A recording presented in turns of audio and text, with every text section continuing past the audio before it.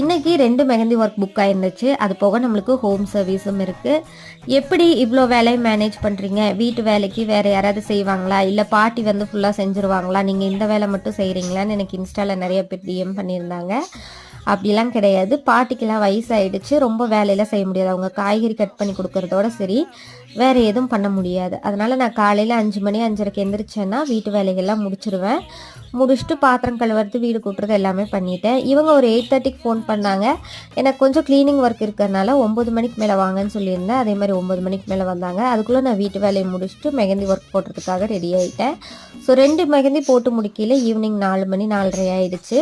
அதுக்கப்புறமா நான் வந்து காஃபி ஒண்ணு போட்டு குடுத்துட்டு, எல்லாத்துக்கும் குடுத்துட்டு நானும் குடிச்சுட்டு ஹோம் சர்வீஸ்க்காக கிளம்பிட்டேன்.